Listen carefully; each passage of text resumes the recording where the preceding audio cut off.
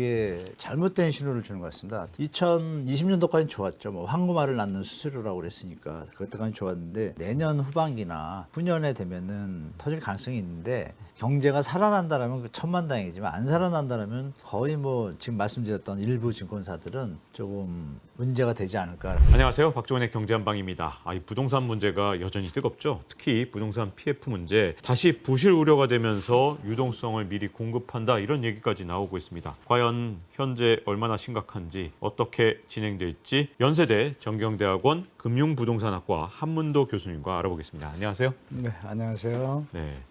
사실 지난해 10월, 11월 벌써 이제 얼마 전 일인데 진짜 기억이 생생한 게 부동산 PF 문제 때문에 야 이거 큰일이다 막 그랬던 적이 있었는데 이게 좀 끝났나 했더니 지금 벌써 당국이 벌써 우려를 하는 거 보면 지금 문제가 해결 안 되고 불씨가 다시 커졌다 이렇게 봐야 되는 건가요? 커졌다고 볼 수도 있고요.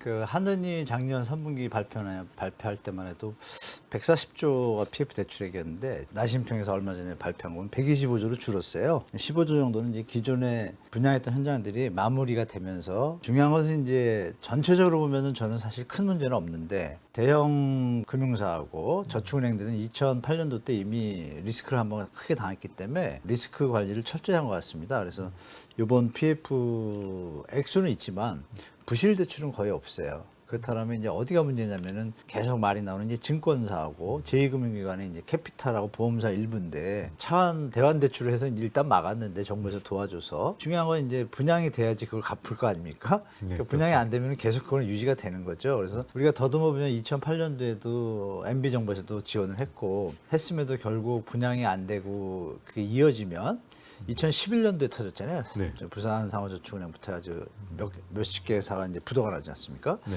결론은 이제 분양이라는 전제가 완성이 안 되면 결국은 정리돼야 될 것은 결국 정리될 수밖에 없는데 뭐 초단기물이 좀 많이 늘어나고 경제 상황이나 금리 상황이 안 좋다 보니까 장기 ABCP는 좀 적용이 안 되고 다들 3개월짜리 뭐 이쪽으로 자꾸 비중이 높아지니까 그중에 이제 분양이 안 되는 현장들은 문제가 될 소지가 많겠죠. 그래서 28조 원인가가 지금 증권사 쪽에 몰려 있는데 이 현장 중에서 또 구별할 게 이미 분양했던 현장들은 2020년도나 21년도 완공이 이제 올해나 내년에 되지 않습니까? 그런 현장들은 사실 분양이 완료가 됐거든요. 그 PF는 다 회수가 되거든요. 그러니까 문제는 이제 2021년 중반부터 고분양가로 했던 것들은 그냥 10,000개밖에 안 되잖아요. 그 뒤에 것들이 문제인 거죠. 작년하고. 제가 볼 때 뭐 경제 위기까지 갈 상황은 아닌데 정부에서 좀 과도하게 대응하지 않나 저는 그렇게 보고 있습니다. 저는. 과도하게 대응하는 것은 또 어떤 문제를 갖고 올 수 있을까요? 그러면? 도덕적 해이가 일단 벌어지죠. 분양가를 낮춰서 분양을 하면 분양이 돼요. 어디나. 우리가 뭐 요즘도 보잖아요. 완판되는데. 분양가를 낮추면 되는데 낮추기 싫은 거예요. 근데 정부가 자금 유동성을 확보해 준다. 그러면 혹시나 해서 1, 2년 뒤에 살아날 가능성도 보면 2년만 버티면 수익을 더 높일 수 있으니까 그런 부분에서 분양을 지원하고 분양가를 그대로 분양을 하면 미분양이 나오잖아요. 그러면 이제 PF를 유지를 해야 되는데 그 부분에서 정부가 지원을 해주면 편안하잖아요. 네. 그렇죠. 그리고 3년 뒤에 주택가격이 오르면 자기 취할 거 다 취할 수 있는 이런 부분이 존재하지 않습니까? 네. 그러니까 저는 이제 선제적 대응이 너무 과도하다는 거고 충분하게 미분양이 부실화가 되는 게 확인될 때 정부가 나서는 게 정상이라는 게 그런 부분입니다. 정부가 대출 규제 완화나 이런 걸 다 풀고 나서 지금 들어가잖아요. 그렇음에도 불구하고 지금 분양들이 바로바로 안 하거든요. 고민하고 있는 부분이 그건 것 같아요. 분양가를 할인해서 할까? 그냥 갈까? 그냥 갔을 때 미분양이 나면 정부의 지원을 활용하는 방안도 생각할 거고 완판을 생각하면 수익은 적지만 두 가지를 놓고 지금 저울질하고 있지 않나 저는 그렇게 보고 있습니다. 정부에서 이렇게까지 적극적으로 지원을 하게 되면 그것 네. 때문에 그걸로도 뭔가 이제 집값이 바닥을 좀 빨리 치지 않겠냐 평소보다 이렇게 막 선제적으로 다 대응하잖아 라는 그런 시장의 심리를 준 측면도 있지 않을까요? 어떻게 될까요? 선제로 대응하니까 이게 잘못된 신호를 주는 것 같습니다. 특례보금자리론이 지금 잘못된 신호 같은데요. 증권사들이 원금 회수할 수 있는 분양가 지금 체크를 다 해봤나 봅니다. 모니터링을 금융위에서도 하고 뭐 신용평가에서도 여러 군데 했는데 결론적으로 한 66에서 70%의 분양을 하면 증권사는 회수가 돼요. 원금이. 그러나 이제 시행사하고 시공사는 일단 수익이 줄거나 약간 손해를 볼 수 있겠죠. 그러나 큰 문제가 없잖아요. 부도를 당하지 않잖아요. 그러면 이 데이터는 뭐냐면 70%의 분양하라는 것을 정부에서 강하게 할 수는 없지만 분양가를 할인해서 먼저 해라. 할인해서도 안 팔리는 거에 대해서 정부가 도와주겠다는 이게 좀 타당성이 있잖아요. 국민들이 보기에도. 네. 근데 지금은 뭐 밑도 끝도 없잖아요. 그냥 도와주겠다만 던져놓고 마치 국민들 눈치만 보고 있고 좀 가라앉는 것 같으면 뒤로 어떤 상황이 벌어질지 모르잖아요. 최근에 벌어진 그 LH 매입 임대 사건에서처럼 국민 세금을 갖다가 2억에 살 수 있는 걸 3억에 사가지고 혈세를 낭비하는 그런 사태가 이 건설 지금 PF 지원에서 안 나타날 거라고 누가 보장하겠어요. MB 정부 때는 판매 조건부로 하는 형태를 취하니까 건설사들이 스스로 분양가를 낮추고 이렇게 자구책을 많이 썼거든요. 근데 지금 그런 게 안 보이잖아요. 이게 이제 제가 볼 때는 현 정부에서는 투명성이 좀 부족하다. 지원을 하려면 국민의 세금이니까 어떠한 가이드에서 지원을 해주겠다라든지 이런 것들이 정해지면 좋겠는데 그게 아직은 좀 부족해서 조금 아쉬운 면이 좀 있습니다. 제가 개인적으로 볼 때는. 네. 그런데 그때 판매 조건부로 했을 때는 어쨌든 두 가지 측면에서 다 효과를 좀 본 셈이잖아요. 봤죠. 일단 분양가 예. 낮췄고 맞습니다. 그다음에 이걸 다시 되사줬기 때문에 되팔 수 있게 됐기 때문에 여러 네. 가지로 그게 건설사도 나중에 건설사도 네, 뭐 맞습니다. 그러면 어느 정도 네. 그래 됐네라는 생각이 좀 있었단 말이죠. 그렇죠. 예. 근데 이게 사실 과거에 없던 제도가 아니고 있었던 제도가 있는데 그걸 활용하는 것조차도 힘들다는 말인가요? 지금 현재 상황? 그쪽으로 방향을 안 잡고 있다는 얘기죠. 제가 볼 때. 네. 또 이런 것도 있었습니다. 분양가를 만약에 10% 할인했을 경우에 거기에 대한 무주택자 거기 집을 살 때 LTV를 갖다가 최대한 확대해 줬어요. 좀 명분이 좋잖아요. 네. 정부 정책 자금도 좀 지원해 주면서 그러면 이런 경우에는 지금 제가 볼 때 뭐 10%일 때는 정부가 무주택자가 살 때 무주택자를 위해서 정책 자금 지원 금리를 조금 뭐 0.5 낮춘다든지 그런 정책 뭐 20%를 다운하면 뭐 무주택자를 더 지원한다 이러면은 수요도 받쳐주고 가격도 정상화 쪽으로 가고 이래서 좋은 방이 분명히 있음에도 불구하고 그쪽에 대한 언급은 하나도 없는 걸 봐서는 그 뭐라 그럴까요? 제가 좀 심한 얘기인지 몰라도 기득권들의 어떤 비하인드 스토리가 지금 움직이고 있지 않나 이런 강력한 의구심을 가질 수 있습니다. 제 입장에서는 이미 돌아가는 판을 알기 때문에 그래서 원가에서 망하지 않는 선이라면 망하는 것보다 낫잖아요. 특히 부실 현장 같은 경우에요. 그런 현장까지 줄 잘 서가지고 살려준다든지 이런 행태가 나온다면 이건 국민의 지탄인데 어떻게 할지 모르잖아요. 투명하지 않으니까. 자, 근데 일단 금융업 쪽으로 이제 어떻게 옮겨 붙을까 이런 우려들이 나오고 있기 때문에 네.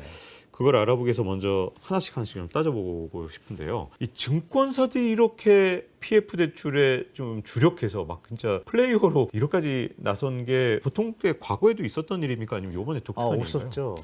제가 알기로는 뭐 기억나시겠지만 시청자분도 왜 비대면 계좌 있지 않습니까? 비대면 계좌 시작하면서 그 증권사들이 이제 수익 다각화 모델을 많이 찾았잖아요. 그때 이제 뭐 수수료 무료도 나오고 이러다 보니까 수익이 떨어지니까 일반 우리 지금 PF나 이런 다른 사업 쪽으로 눈을 이제 돌리게 됐죠.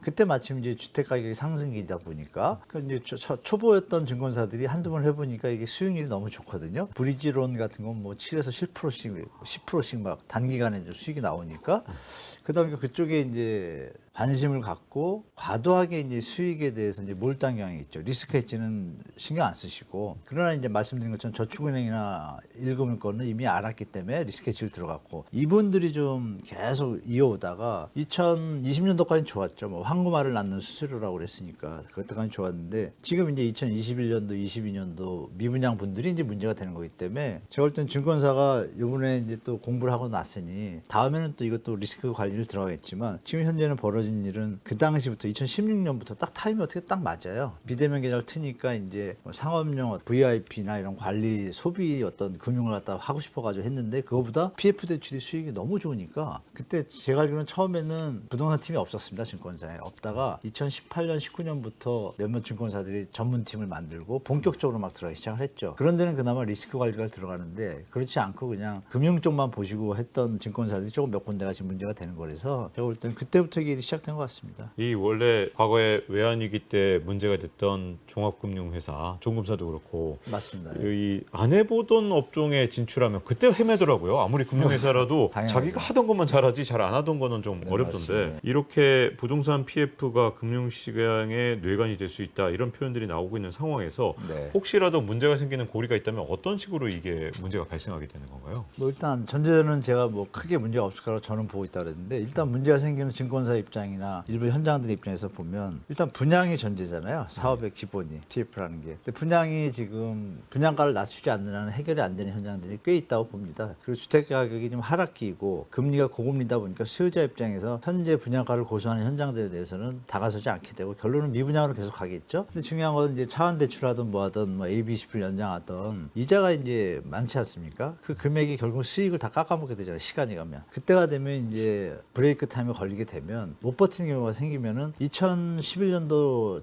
저축은행 사건도 더듬어 보면 2008년, 9년도부터 미분양 대책을 했거든요. 그럼 2, 3년을 버텼던 거죠. 버텼다가 못 버틴 데들이 이제 터지는 거잖아요. 그럼 여기도 이제 그럴 가능성이 있다고 보면 당장은 안 일어날 것 같고요. 제가 볼 때 내년 후반기나 후년에 되면은 터질 가능성이 있는데 경제가 살아난다라면 그 천만다행이지만 안 살아난다라면 거의 뭐 지금 말씀드렸던 일부 증권사들은 조금 문제가 되지 않을까라고 저는 보고 있습니다. 그래서 이 고리가 지금 매입 약정을 한 데가 많거든요. 매입 약정은 이제 PF 부실이 되면 아시겠지만 ABCP를 발행할 때 투자자들한테 돈을 받아서 증권사가 주관사 역할을 하는데 채권자 입장에서는 돈이 안 들어오면 문제가 되니까 채권에서 들어올 거 아닙니까? 그럼 증권사는 돈이 없으면 부도 나야 되잖아요. 물론 정부나 본인들이 이제 자구책을 쓰고 시행사나 시공사나 잘 타협을 해서 분양가를 낮추면 아까 말씀드린 것처럼 66%에 팔면 원금 회수가 되거든요. 그러면 본인들이 조금 손해를 본다고 가정하면 시행사나 시공사도 손해를 덜 보는 선에서 또 처리할 수도 있고 그래서 제가 볼 때는 이거는 욕심만 안 낸다라면 마음을 비운다라면 충분히 해결될 수 있는 문제인데 정부가 이제 아까 말씀드린 잘못된 도덕적 해이에 그걸 던지다 보니 그거 기다리고 가다가 이제 연결이 안 된 데들은 문제가 터지겠죠. 그래서 제가 볼 때는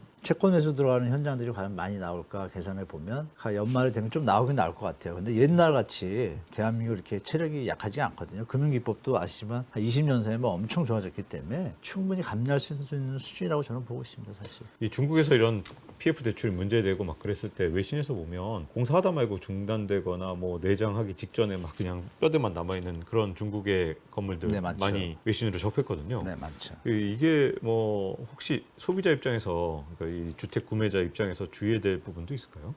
지금 소비자 입장에서 미분양 현장에 대해서 사실 들어가면 계약 해지나 이런 문제 있잖아요. 요즘 나오는 얘기 중에 뭐 원금 보장제 뭐 이런 거 들어보셨을 거예요. 네. 최근에 나오는데 이 공공택지의 분양은 정부가 보증을 쓰니까 문제가 없지 않습니까?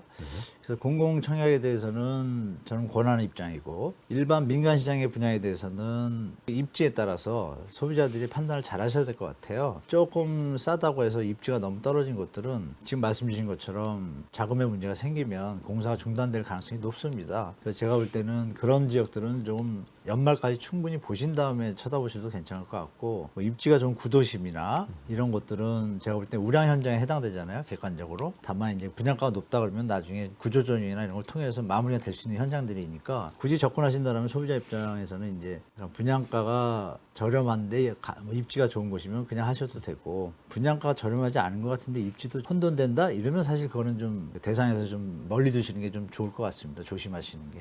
네. 자, 이 미분양이 앞으로 더 빠른 속도로 늘어나게 될까요? 어떻게 보십니까 앞으로? 네, 근데 그거는 분양가에 달린 것 같습니다. 건설사들이 제가 알기로는 작년 연말에 할 것들이 꽤 있었는데 다들 좀 연장을 시켰거든요. 지금 해야 되는데 이제 정부가 이제 규제 대책 이미 얘기가 서로 뭐 국토부랑 또 주택협회랑 회의를 자주 합니다. 어느 정도 의사소통이 됐을 거고 이왕 규제 완화를 할 거면 빨리 풀어라. 건설사의 분양을 위해서 그건 맞는 얘기죠. 이제 풀었고 이제 분양을 해야 들어가겠죠. 그래서 아마 지금 3월 초부터는 좀 분양이 꽤 나올 것 같습니다. 중요한 건 이제 분양 가격이죠. 입지가 좋은 곳들은 그냥 밀어붙여도 미분양이 나도 자구책이나 어떤 정부의 지원책이 있으니까 충분하고 그렇지 않은 것들이 이제 문제가 되는 거죠. 그런 부분에서 제가 볼 때는 미분양 물량을 계산을 해보니까 작년에 원래 올해 상반기 물량이 한 15만 호로 제가 알고 있었거든요. 근데 작년에 몇만 호도 안 했어요. 넘어왔거든요, 올해로. 근데 1월, 2월도 별로 안 했거든요, 사실. 그럼 이제 3, 4, 5월, 6월부터 이제 좀 나올 건데. 근데 지금 고민에 빠져 있는 현장들이 분양가를 낮춰서 할까? 아니면 그냥 밀어붙일까 고민하고 있는데 그 물량이 15만 원 정도 된다고 보면